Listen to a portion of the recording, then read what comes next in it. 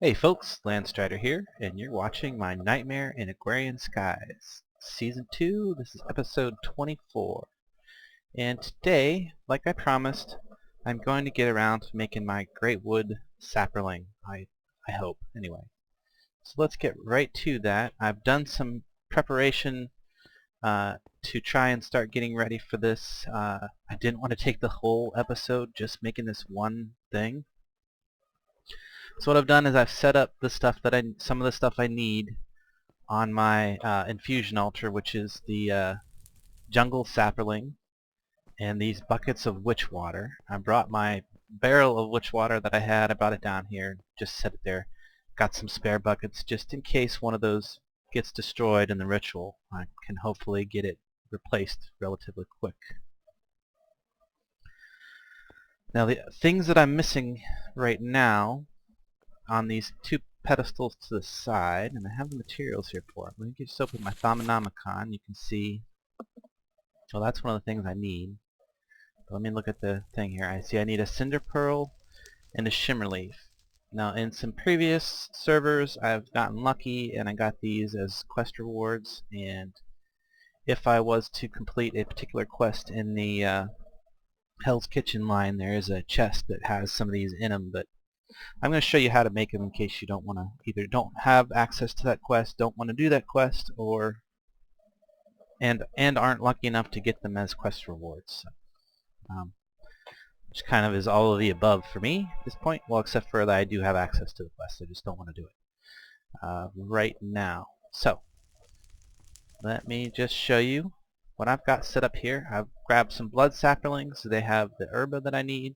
This has the magic blaze powder, has magic that I'm going to need for the this. The copper has the, what is that called? That's the per, permutative. I'm butchering these names, of course, because it's like Latin or something.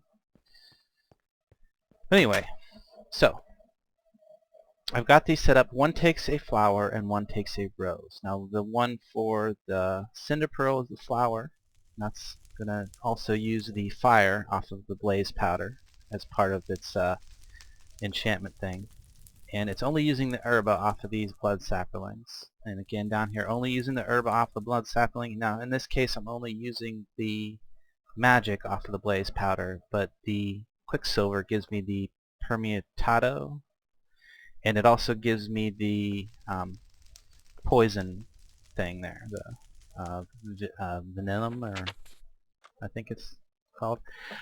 If you want to see where you can get these, let me back up there a little bit. Right here in the main tab, you can click this Aspects of Magic, and as long as you have a certain level of these research expertise, I think it is, you can come on to here, and if you just mouse over, you can see everything that you have scanned that might have that aspect in it and how much of it it has. So it's a good way to, like, okay, well, what can I get modus from? Okay, well, there's things that I know contain modus. Obviously I would probably want to use trapdoors because they're cheap and easy materials. But anyway, so to make these, I'm standing over here by my crucible, my no-goo crucible, patent pending. And I'm gonna hold Alt, and I'm just gonna toss these things in the right order, and it should give me a cinder pearl. Look at that, very nice. Now, because I don't want the leftover aspects interfering with the next infusion, I'm just gonna hold Shift and right-click on that with my wand, and it should fill up in a second. What's up here? Oh, there it goes. Just took a moment for the aqueous accumulator to realize that there was some place to put its fluid. So I'm going to do the same thing here with the, well, that was the cinder pearl, and the other one is the, what is it called? Shimmer leaf. Yeah. Okay, so let me get my shimmer leaf. Toss these in the right order, and there's my shimmer leaf. Excellent. Okay, so I've gotten a few of the aspects I need for this enchant right here, ready to go. Problem is I don't have them all. These are like things that were left over from other things that I was doing. I've got a little bit of arbor, a full thing of igneous, which I'm going to need, a full thing of perdido, which I need, and then let me go ahead and toss these onto the pedestals here. And it's kind of important to lay these out similar to the way that they show it in the book, because if they are out of order, it'll still accept it, no problem. But what will happen is the ritual will end up costing more essentia. So we don't want to do that, because I'm going to have basically just enough essentia. So to get the other ones that I don't have yet, I've collected a few items together, which is the meaty blood sapling. Let's go ahead and toss them in there. And I use aluminium in my distiller here to make this process go much faster. The saplings are going to get me my the rest of my arba that I need. I've got some sugar cane, that's going to get me the water and the little bit of air that I need extra. And I've got lead ingots, that's going to get me my ordo. And I have dirt for my terra. So I'm going to go ahead and distill those down, and then I will be back once I have all my bottles of essentia ready to go and show you the enchant. Okay, so I have gotten all of my essentia over here. I've just lined it up over here along the edge so I can keep track of what I had and what I didn't have ready to go. But now it's all ready to go. I've got 64 of each of the primary aspects and 128 of arbor total right here, which is just enough to do this enchant. Just enough. So if nothing goes wrong, I should be good. Probably everybody's screaming at the screen at this point, no, you should have extra materials, extra stuff ready to go just in case. And if it fails and stuff, you can laugh maniacally at the screen as I cut to having to do a bunch more prep to get this ready to go again. But I'm going to make an attempt just like this. And I'm going to stand up here with my sigil of magnetism on, because just in case it knocks one of these things off of the one of these pedestals, I want it to come straight to my inventory so that I can quickly smack it back down onto a pedestal from where I'm standing. And all those pedestals are in range of my sigil of magnetism as long as I'm standing right here on top of the rune matrix. Probably not the safest place to stand during a ritual. I am most likely going to get zapped a few times, but well, here goes. Get a close-up view of what's going on. Oh, well, I guess if I back up just a little bit, I can see how the essentia, how much essentia is being pulled in for the ritual. So, but if something does get knocked off, it should come straight to my inventory, go straight to my bar, and be on the selected tab so that I can smack it right back down into the position that it needs to be. Hopefully all of the occult items that I have sitting around, all these skulls, all the candles, hopefully that will reduce the danger level. Okay, see right there, and placed it back, and there goes some stuff. Ooh, zap. So already my plan has worked quite well. It did knock something off. It would have destroyed it had I not sucked it into my inventory immediately using the sigil of magnetism. So that does kind of prevent things from being destroyed. You know, if you pick it up fast enough before the game can register that it's going to destroy it. And it hasn't increased the cost on my on any of my aspects yet, so I just gotta wait for them all to get sucked into the matrix. Looking pretty good though. Looking good so far.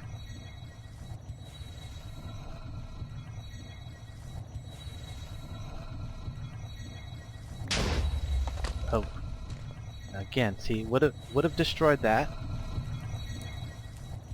but it went to my inventory instead because of the magnetism.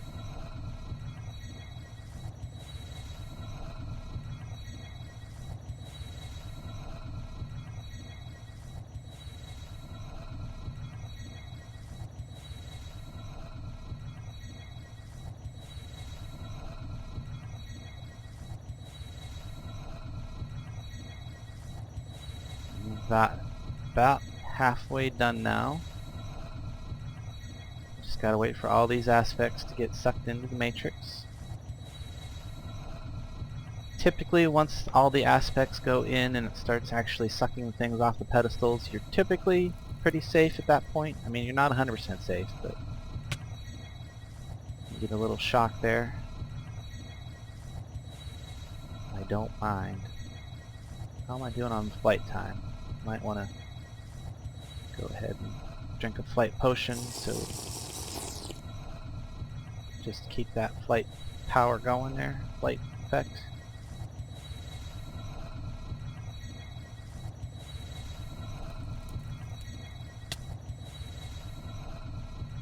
It's giving me tickles. Now, if I didn't have the blood armor on, I probably would be dead by this point, because I've gotten zapped I think 3 or 4 times already.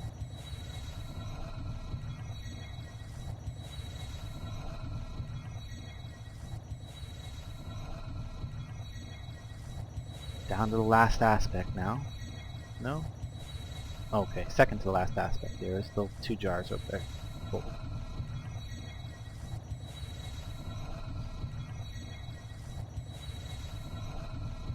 Doing pretty good. Pretty good, I think.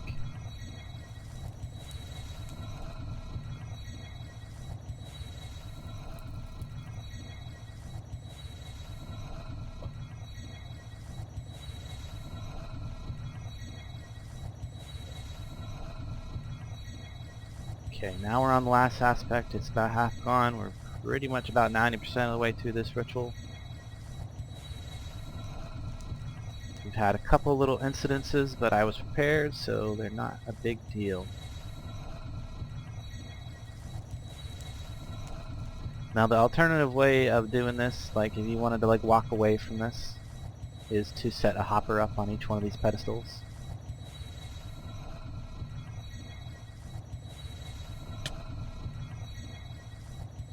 And yeah, we're past the danger point at this time, I think. Just gotta wait for it to suck everything in. And look at that, there's a greatwood sapling. I have completed my greatwood sapling ritual. And I can go ahead and collect my empty buckets now. Don't need those on the pedestals now. That went quite well. And I'll go ahead and pick up my empty jars. They're not really, don't really need to be there, and put them away.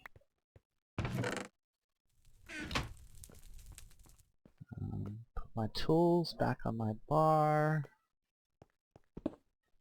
Grab my bucket, or my barrel of witch water. It's gonna be a while till I need to make any more, I think. Been keeping that stored in the system over here.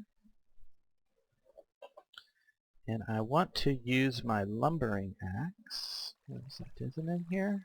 Lumbering axe? Do I still have a lumbering axe? I do. There it is. Another rack lumbering axe. I probably should upgrade that to a better material at some point soon. Well, I could anyway. I think I made it out of netherrack at the time because I thought it would level up faster. You know, being lower material, or lower tier material, it takes less experience for it to level, but I just want to cut down this tree out here, this jungle tree, because this is where I'm actually going to put my greatwood. Just fly up here real quick so that I can pick up the material. Still got my sigiled magnetism on, so that lets me grab that stuff real easy. I should have let me see if I have a sickle on me. I have this sickle. Well, that's probably alright. Even though it's gonna end up, I'm gonna end up picking up a bunch of leaf blocks, I can actually use those for certain things. I just want to get this stuff out of the way so I can grow my greatwood tree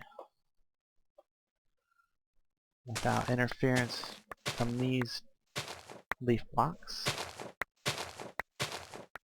There we go.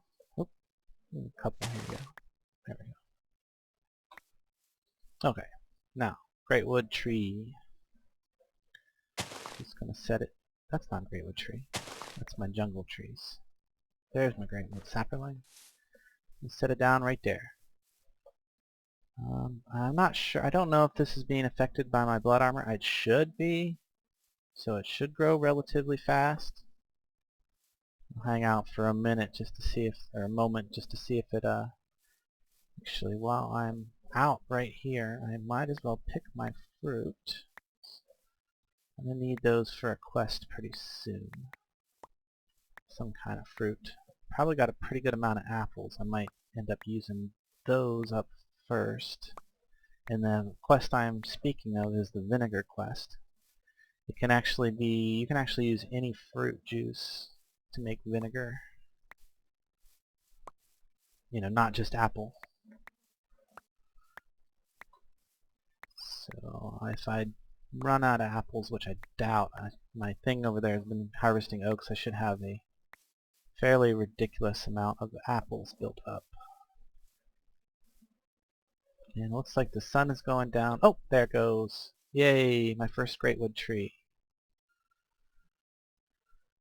Okay, now that I finally got my greatwood tree, I'm going to cut it down.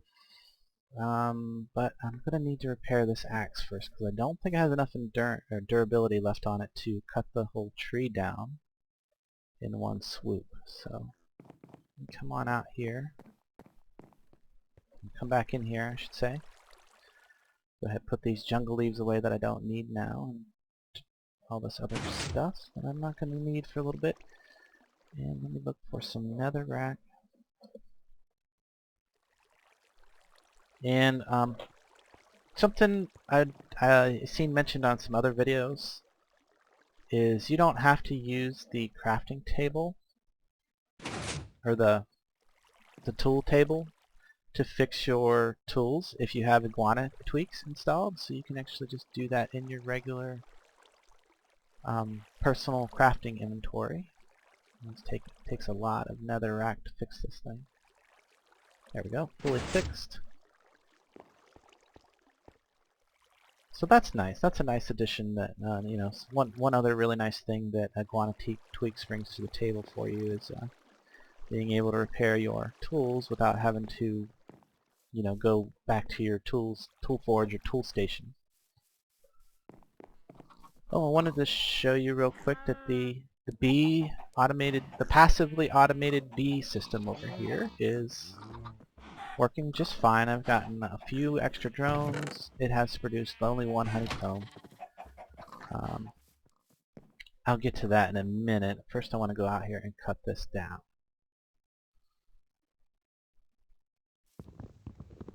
Just whack, and there we go. Now I've finally got all the greatwood logs I could probably ever need.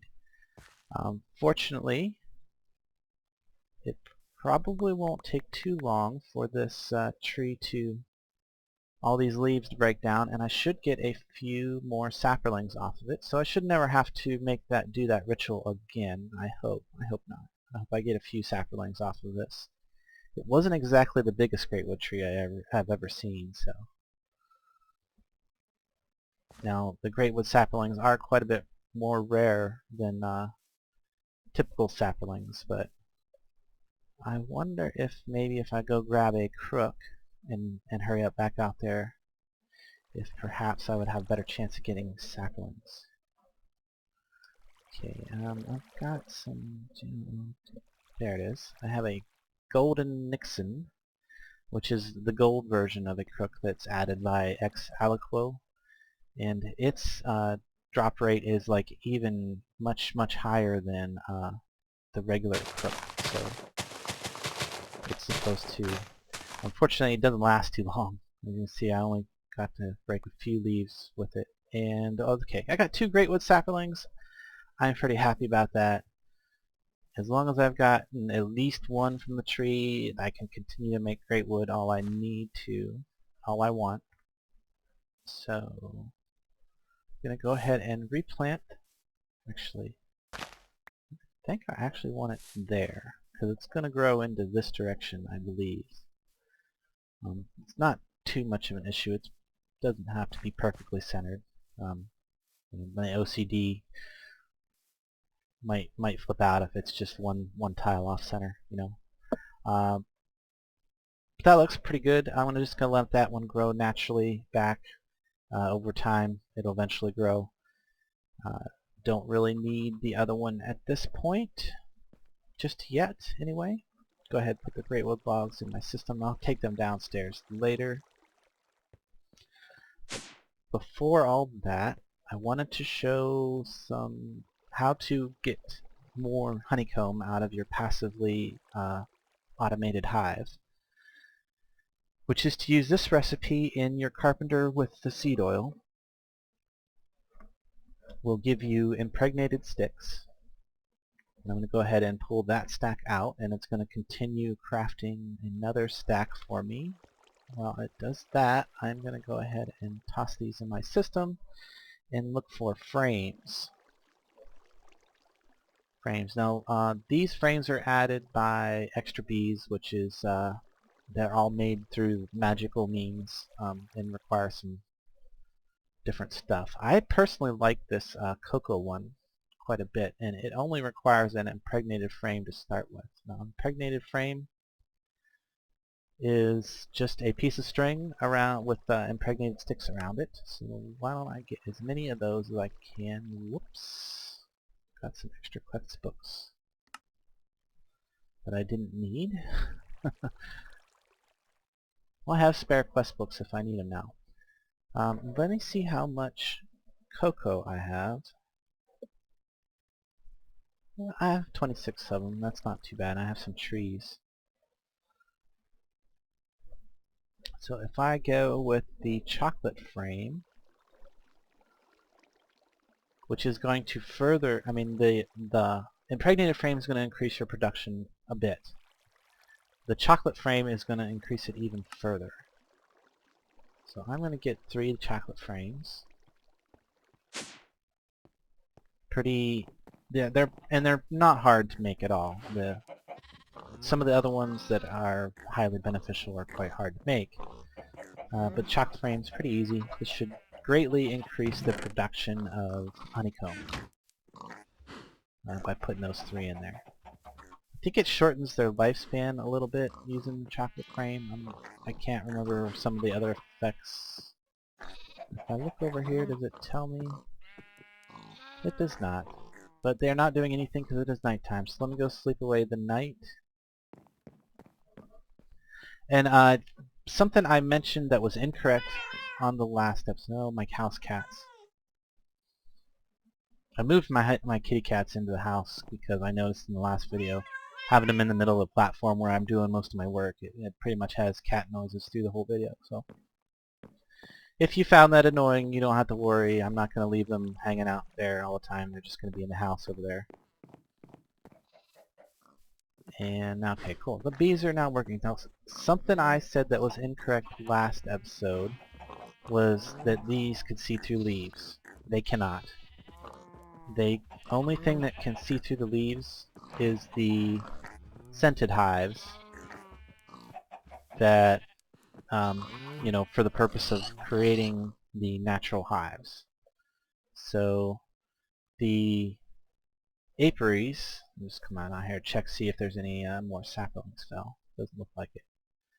The apiaries require a direct view to the sky, so I had to break out a couple pieces of leaves and then it started working just fine. And I picked up some eggs from over here. Farm's doing just fine. Something I probably didn't mention that I did like a few episodes ago, it might have been in some of the video that got lost, is I added this ritual, which is the ritual of the shepherd. And what that does is it takes the growth time on these babies, it reduces it to like 3 minutes instead of, I think the regular time is like 20 minutes. And I could just wait out the 20 minutes, but the problem with that is then I have all these babies that accumulate over here. I was having like, I don't know, like somewhere around 30 to 50 babies hanging out here because of all of the breeding going on. And that was just, you know, it's not a good idea to have that many entities hanging out if you don't need them. So, and I've got plenty of life pool, and it's always being refilled down there with the passive system. So this thing really doesn't even affect my life pool. I mean, it works just fine, and I still remain at full life pool pretty much all the time. No problem whatsoever. So just thought I'd mention that. Toss these away. So moving right along, I've gotten my greatwood. I've gotten... Oh, I think I need to break this rocky hive that that formed at the end of the last episode. I'm going to go ahead and do that just to kind of get it out of my way, because it's not going to be too long until I'm ready to expand this assembler chamber. Now that's not going to be this episode, but it shouldn't be too long. But what's going to happen there, or I mean what I want to move on to next is I want to automate some things, and then I want to set up some quests to be automatically turned in using the auto crafting system and a nice little turn-in mechanic that I've seen demonstrated by Purple Mentet, really good YouTuber that does this series, the Agrarian Skies series as well. So this system that I'm going to be using to auto turn-in quests is pretty much a copy from his, but I'm going to hopefully make it a little more, or a little less inefficient, I hope, if it works out correctly. And while I was getting set up for some auto crafting things, I made a really awesome discovery. Now you notice that I have my glacial precipitator up here, and it's got snowballs sitting in it. And I need to make the snowballs in order to be able to make my favorite delighted meal, which I better eat one because I'm getting pretty low on a hunger bar. Which I need to make my delighted meal. Now you'll see back here, instead of an import bus or anything like that, I have connected a storage bus to that, and I have set it to extract only. Now I don't think it would be able to actually put anything into there even if I didn't have it on extract only, but honestly I only want to be able to extract these snowballs. And I have this configured to export out the back. So with this storage bus connected like that, I have access to those snowballs. And I had 16 snowballs in my system before I connected it. But now you can see I have access to 32 snowballs. So with that storage bus connected there, pretty much I have access to the output slot of that machine, and should have fairly much an endless supply of snowballs there now because of that. So the next thing I wanted to set up like that is I want to get a, let me put this away real quick. I want to get a cyclic assembler. There, I actually have one, I believe. I'm not sure if I got that from a quest or if it's probably the one that I had making water buckets before. I don't know if you remember that from way back when I was using it to make bread. I would, and then I should have a schematic that already, makes water for me, water buckets. So now if I toss the schematic in there, and then I get a piece of conduit for that, hardened conduit, and attach it some power, it will make me 64 freshwater buckets. That's great. But what I wanted to do is I wanted to be able to export those out the back, similar to the glacial precipitator. And then I'm going to get a storage now. Let me see, water. See, I have 64 in there. If I take them out, okay, that's fine. And then put them back. Just wanted to make sure that that wasn't something funny happening. Storage. If I grab the other storage bus that I have in my inventory right now, oops, and I can't get through there. I gotta walk around this way. This stuff's not gonna stay here too much longer, I don't think. In fact, let me go ahead and shut the power off to that, because I don't think they're doing anything right now. Yeah, they got some seed oil ready to go, but don't need to have them on draining power. So now if I connect that there, and I go ahead and set this to extract only, and I shouldn't really need to do that, but I don't want it to accidentally use this as storage.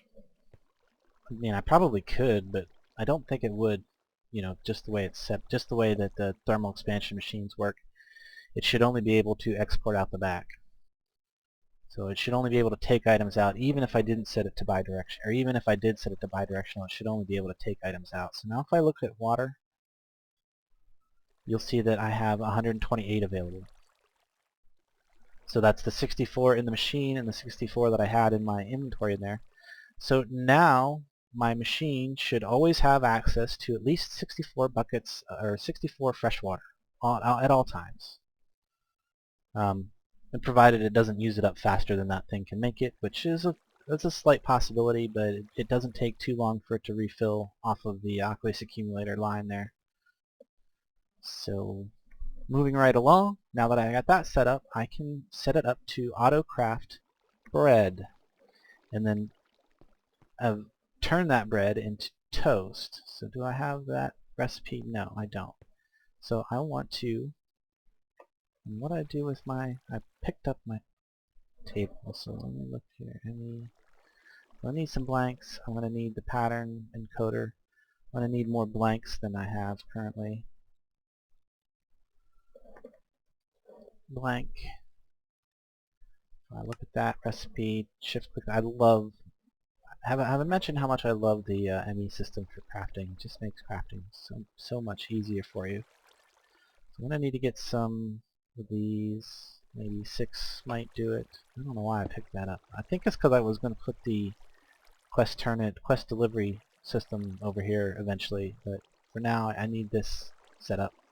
And I need to make bread. And for bread, I don't want to use that recipe. I actually want to use the dough. So let me go grab the special resources I need for that. I need wheat, which is, I got a bunch of wheat right here. I'm going to need the mortar, tea mortar. I'm going to need the mixing bowl. I'm going to need some water. And I would just shift click these in, but there's like a half a dozen different.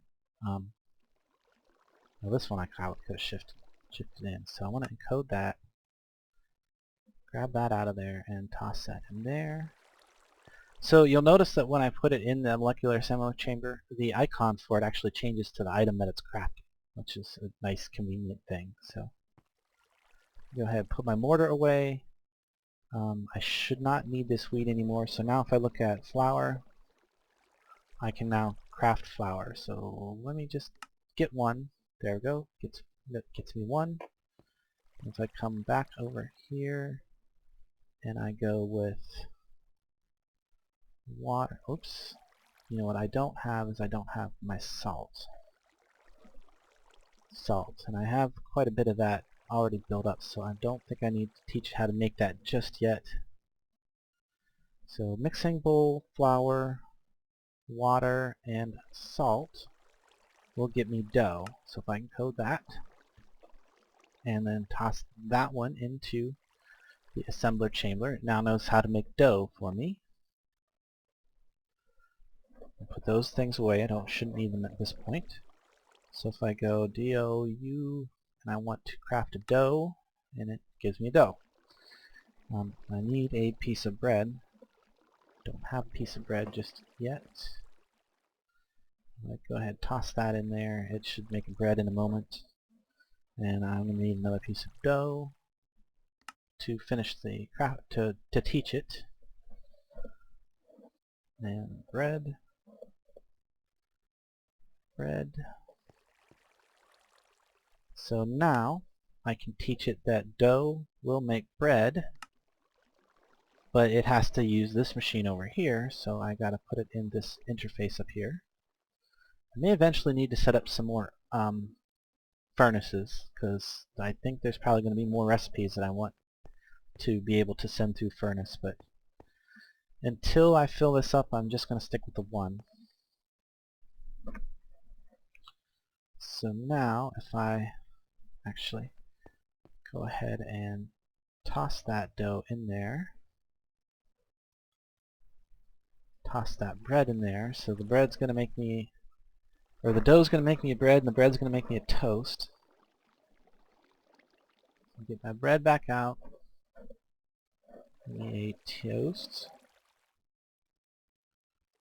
So now I can come over here and tell this that a bread will make me a toast,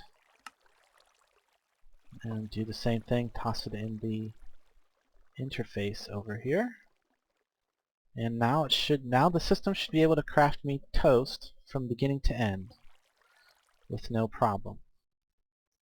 If I go toast, make me toast. Let's go ahead and I'm just going to tell it to craft a few of those. So while that's going to start going through the process of crafting toast one at a time, more or less, I need to set up the other part of this system that I want to do, which is it's going to require a QDS, our quest delivery system. There we go. Quest delivery system. I guess I'll set it up over here.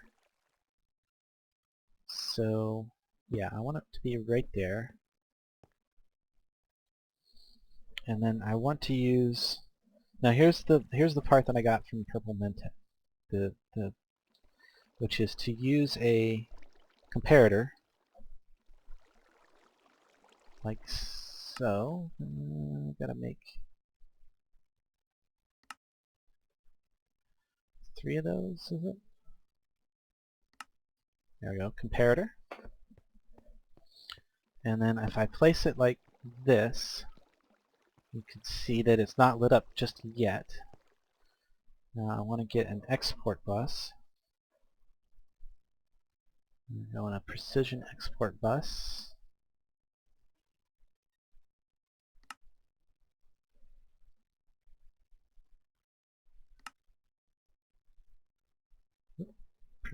Come on. I don't need pistons. You just grab a few of those. One. You can never have too many pistons. And I want the precision export bus so I can configure it a little bit better. I'll put that like so, and I'm going to tell it to only work with a redstone signal. And I want it to tell it to move single items and or craft them if it doesn't have the item to move. So now that's done, I can take my quest book. Oh, actually, before I do that, I get the cables I need. So it's red net cables that I'm going to use. Just going to need a few of those. And it's going to go just like so. And I'm going to grab my hammer out, my precision hammer, so I can make just a few adjustments. Probably nothing I really need to do, but you know, just for aesthetics, I want to have it look just like that. That looks good. Nice, compact, and hopefully highly efficient. So let's start our quest here. The quest I want to do for this, to start with, is the toasty bread quest. So I'm going to select that task, and then I'm going to tell the quest delivery system that that's what I want it to accept. So you notice as soon as I told the QDS what quest to accept, this turned on, and it's now sending a signal over here to the precision export bus, which I can tell to export toast. And hopefully that's working correctly. Check. There might be a good reason. Oh no, it's working. See, I've already gotten 17 toast into there. Working just fine. Now as soon as this quest finishes up, the redstone comparator will shut off and this will stop exporting into the QDS, so I won't waste any materials whatsoever. That'll just keep working away right there, just like that. That's most excellent. Okay, and I think I'm probably about out of time. I did get to do exactly what I wanted to do this episode, which was to make my greatwood sapling on camera. Got that done. I showed you how to do a little bit of programming with the ME system to autocraft various stuff, and how to use that to then go ahead and start working on your hoarding quests. Especially the ones that are going to require some amount of crafting. Let's see, why is it not making any more? What's the hold up over here? That's not doing its thing, so I need to go up here and look at the... It's saying it can't make something? Flour? What's up here? Is it the mortar and pestle? No, it's in there. So it looks like it's hung up a little bit. Sometimes when you have this hang up like this, you can fix it by just, picking up a recipe and putting it back down. Let me come back up here and look at the... And that looks like it worked. Well, yeah, that corrected the hang up.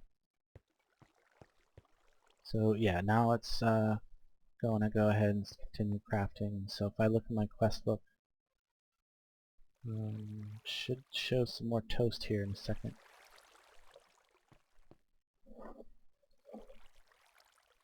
No? Why is that not exporting the toast now?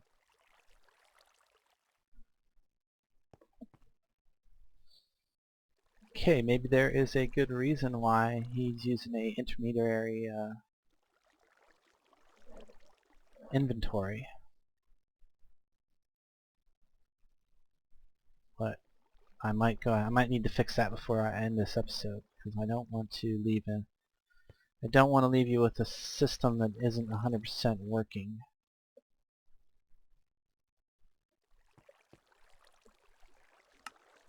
Let me double check this. Still at 17 toast. It's got 7 toast listed in there, so it's not sending them in for some reason. So, okay. That explains something I seen in a different video. So what I'm going to do is I'm going to use a hopper.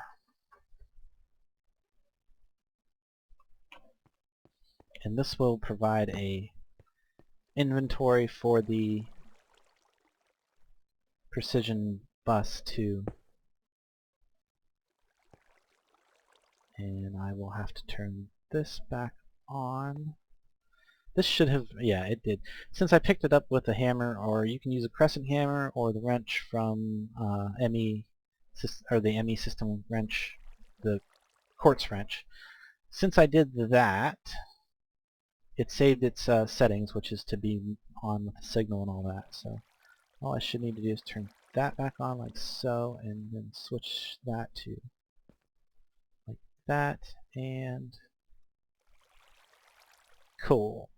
That appears to be working. So you do need an intermediary inventory of some sort, either a chest with a duct or this hopper, which is going to work just fine. That way I don't waste too much material, no more than 5 stacks if I have to have a bunch of stuff. But since this only exports one at a time and it's crafting, I shouldn't waste hardly anything, because it's going to take time between the craft cycles to finish up.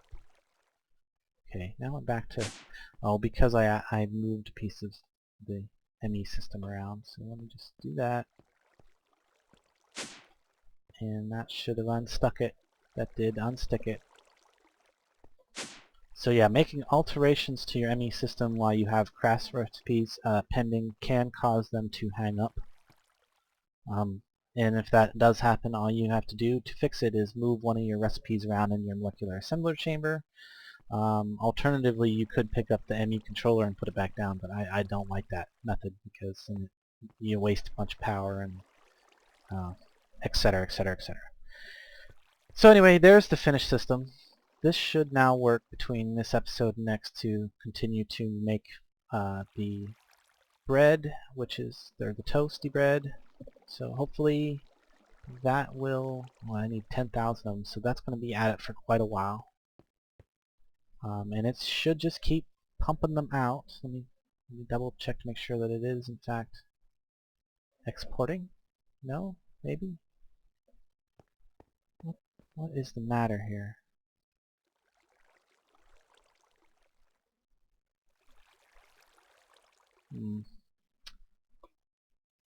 Not sure. Not sure at all now. So yeah, they're in there. Maybe if I do that.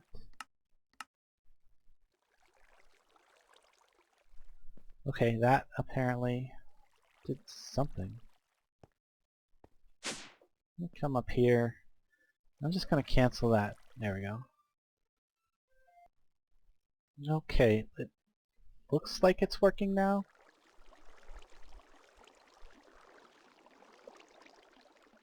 It's just kind of automatically adding things to there. Just want to make sure that it's actually exporting stuff. Okay, yeah, that's working. Okay, yeah, apparently telling it to craft that stack prior to, making all these changes to the system kind of just had it confused. But okay, so this is a working system now. Precision export bus, hopper, QDS, redstone comparator, a little bit of rednet cable, and you've got an automatic turn-in system combined with the ME system for the auto crafting, so it'll just keep making that toast, and maybe we'll have enough progress on it. That's going to be a long quest. Yeah, it's like 10,000, and it's not making them exactly fast, so maybe we'll have it done in an episode or two. So anyway, I'm way past my time now. I'm going to wrap this up.